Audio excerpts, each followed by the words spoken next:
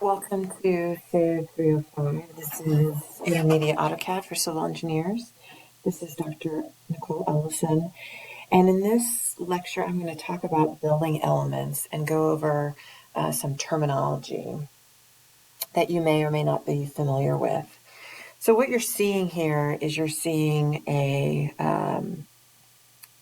section through a house. And this is really an architect section, and I'm going to start here and move on to the engineer section. But essentially you can see here, maybe this is your living room, and this is your bedroom, and this is another bedroom maybe. And so when we talk about these elements, so, here you have this wall.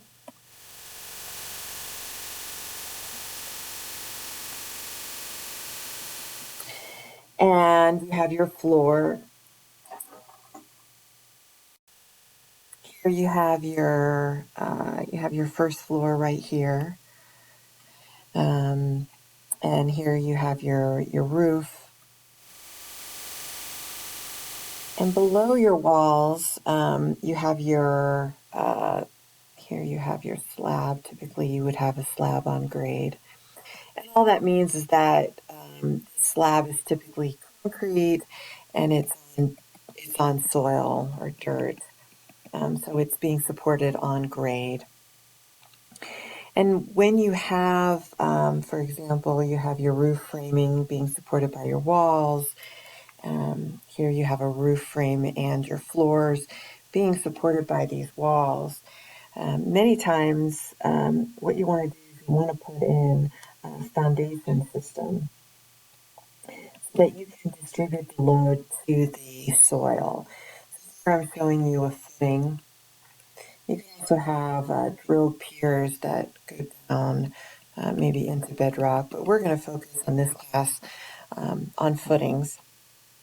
In the footings, we have two different types of footings. We have a continuous footing that would run all the way along the length of our wall, or if you have a post, for example, you might have a square or a pad footing that would be just underneath this column.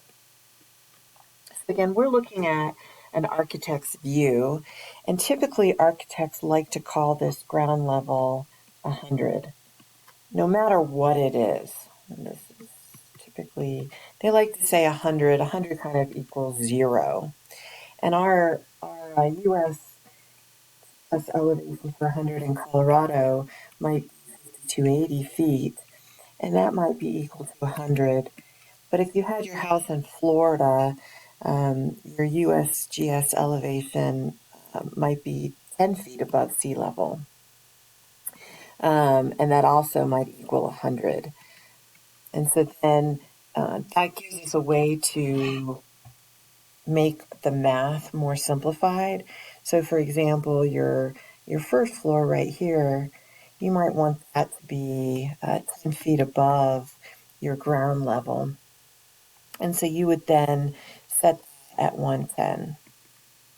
And then maybe you want your roof up here to be another 10 feet up. So that would be at 120.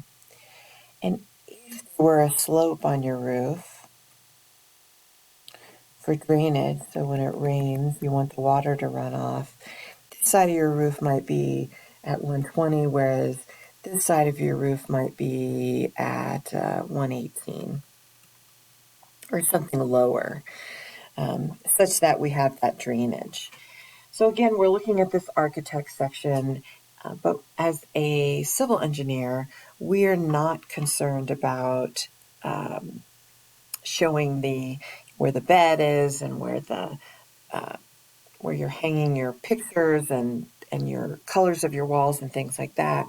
We're going to focus much more on the structure. So here's another building where essentially we've stripped out. You're not seeing any furniture, you're not seeing the finishes, and you're seeing just the structure. So this is a concrete structure you're seeing.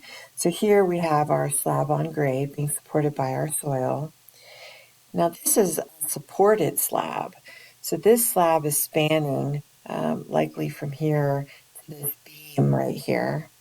Here we have this beam. Or perhaps it's spanning to these beams here. This is a 3D section. And perhaps this is the first floor. And this is your, maybe this is your ground floor. Maybe this is a parking garage or something like that. Here we have a column. Here we have our foundation wall. And here we would have a continuous footing under our wall, whereas under our column we would have a spread footing. So that spread footing might be 2 feet by 2 feet. We're spreading the load out. It might be 12 inches thick, whereas this footing might be 16 inches wide, but it continues along, and maybe it has the same 12-inch thickness. And so here you can see your stairs. And so if you have smaller, so here's maybe your main beam right here that's spanning in between these two columns.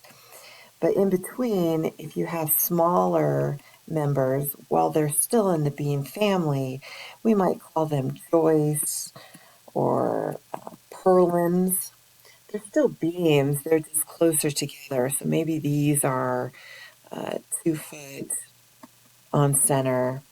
And so when I say 2 foot on center, I mean if I cut a section through here, it means the center to center spacing is at 2 foot. And I have lots of them. You're seeing them here. So there's some terminology for you. In the next video, I'm going to talk about plans versus sections versus elevations and clarify some of that terminology.